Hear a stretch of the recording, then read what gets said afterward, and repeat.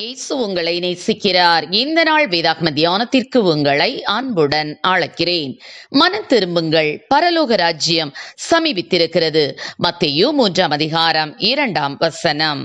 பல ஆண்டுகளுக்கு முன் ஒரு பெரிய பாய்மர கப்பல் நடு சமுத்திரத்தில் சென்று கொண்டிருந்தது. அச்சமயம் கப்பல் தலைவர் கொடிய வியாதியால் பாதிக்கப்பட்டு மரிக்கும் தருவாயில் இருந்தார். மரண பயமும் மரணத்துக்கு பின்வரும் நித்திய வாழ்வின் நிலைமையை பற்றியும் கவலை அவரை பிடித்து வாட்டியது. எனவே அவர் தனக்கு கீழ் பணிபுரியும் அதிகாரிகளில் ஒருவரை அழைத்து, நான் அநேக பாவங்களை செய்துள்ளேன், என்னுடைய மரணத்திற்கு பின்வரும் நித்திய வாழ்வுக்காக நீ ஜெபம் செய்வாயா என்று கேட்டுக்கொண்டார். அந்த அதிகாரியோ, ஐயா, எனக்கு ஜெபிக்க தெரியாது, நான் ஒரு நாளும் ஜெபித்ததில்லையே என்றார். தலைவர், அப்படியானால் சத்திய வேதாகமத்தை எடுத்து வந்து எனக்காக சில வசனங்களை வாசி என்றார். அந்த அதிகாரி, ஐயா, என்னிடத்தில் வேதாகமம் கூட இல்லையே என்றார். அதை கேட்ட கப்பல் தலைவர் தாமஸ் என்ற அதிகாரியை அழைத்து வரச் சொன்னார். தாமஸ் வந்ததும் தலைவர் அவரை பார்த்து, நான் மரிக்கப் போகிறேன், நீ சீக்கிரமாய் முழங்காற்படியிட்டு என்னுடைய நித்திய வாழ்வுக்காக ஜெபி என்றார். அதற்கு தாமஸ், ஐயா, நான் சிறுவனாய் இருந்த போது என் தாயாரோடு சேர்ந்து ஜெபித்திருக்கிறேன்.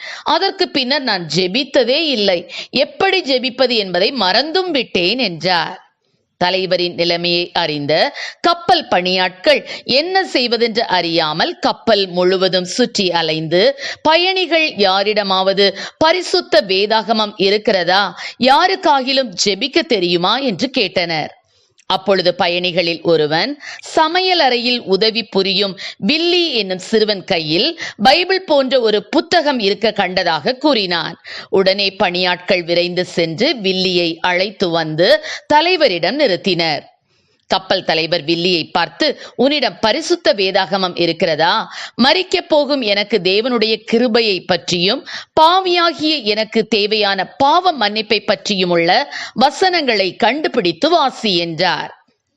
வில்லி சற்று நேரம் யோசித்த பின்பு கப்பற் பயணத்திற்கு முன் தன்னுடைய தாயார் வாசித்து வழி அனுப்பிய பகுதியாகிய ஏசாயா 53 எடுத்து வாசிக்க ஆரம்பித்தான்.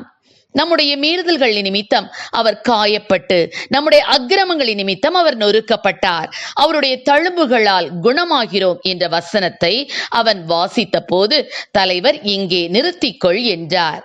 வில்லி நிறுத்திவிட்டு தலைவரை பார்த்து, ஐயா, என்னுடைய தாயார் இந்த வசனத்தில் நம்முடைய என்பதற்கு பதிலாக என்னுடைய பெயரை வைத்து வாசிக்க சொன்னார்கள் என்றான். உடனே தலைவர், அப்படியானால் உன் பெயருக்கு பதிலாக என்னுடைய பெயரை வைத்து வாசி என்றார். வில்லி உடனே, கேப்டன் ஜானுடைய மீறுதல்களின் நிமித்தம் இயேசு காயப்பட்டு, கேப்டன் ஜானுடைய அக்கிரமங்களின் நிமித்தம் அவர் நொறுக்கப்பட்டார், அவருடைய தழும்புகளால் கேப்டன் ஜான் குணமாகிறார் என்று வாசித்ததும் இது போதும் என்று கூறி சிறுவனை அனுப்பிவிட்டார். சிறுவன் சென்ற பின் கேப்டன் ஜான் அந்த வசனத்தில் தன் பெயரை வைத்து திரும்ப திரும்ப சொல்லிக் கொண்டிருந்தார். ஆவியானவர் அவர் உள்ளத்தில் கிரியை செய்ய ஆரம்பிக்கவே அவர் தன் பாவங்களை ஆண்டவராகிய இயேசு கிறிஸ்துவிடம் அறிக்கை செய்து மன்னிப்பு கோரி தன்னை அவர் தமது இரத்தத்தால் கழுவி சுத்தமாக்கும்படி ஜெபித்தார். சிறிது நேரத்தில் கர்த்தர் தலைவரை தம்முடைய நித்திய ராஜ்யத்திற்குள் அழைத்து கொண்டார். ஆம், எனக்கு அருமையானவர்களே, கேப்டன் ஜானை போல் உங்களில் எத்தனை பேரின் பாவம் இன்னும் மன்னிக்கப்படாமல் இருக்கிறது? இன்றே கர்த்தரிடம் அறிக்கை செய்து மன்னிப்பை பெற்றுக்கொள்ளுங்கள். இயேசுவின் முதல் பிரசங்கமே மனம் திரும்புங்கள் என்பதாகும். யோவான் ஸ்நானகனும் மனம் திரும்புங்கள், பரலோக ராஜ்யம் சமீபித்திருக்கிறது என்று பிரசங்கித்தார். அப்போஸ்தலர்களுடைய பிரசங்கத்தின் முக்கிய கருத்தும் மனம் திரும்புங்கள் என்பதாக காணப்பட்டது. மனம் திரும்புதல் என்பது நாம் பழகி போன செய்து கொண்டிருக்கிற காரியங்களை தவறு என்று கண்டு கொள்ளும் போது இருதயத்தில் குத்துண்டு நமக்குள் ஏற்படுகிற ஒரு திருப்பமாக அது காணப்படுகிறது. பாவ பழக்க வழக்கங்களிலிருந்து விடுபட்டு தேவனுக்கு நேராக முழுவதுமாக திரும்புவதாகும். மனம் திரும்பினவர்கள் மனம் திரும்புதலுக்கு ஏற்ற கனிகளை கொடுப்பார்கள். மனம் திரும்புதலுக்கு ஏற்ற கிரியைகளையும் செய்வார்கள். ஆம் பிரியமானவர்களே, மிகவும் சமீபமாக காணப்படுகிற தேவனுடைய ராஜ்யத்தில் பிரவேசிப்பதற்கு மெய் மனம் திரும்புதல் உடையவர்களாக காணப்படுங்கள். மனம் திரும்பி பிள்ளைகளைப் போல் ஆகாவிட்டால் பரலோக ராஜ்யத்தில் பிரவேசிக்க முடியாது என்று ஆண்டவர் கூறியுள்ளார்.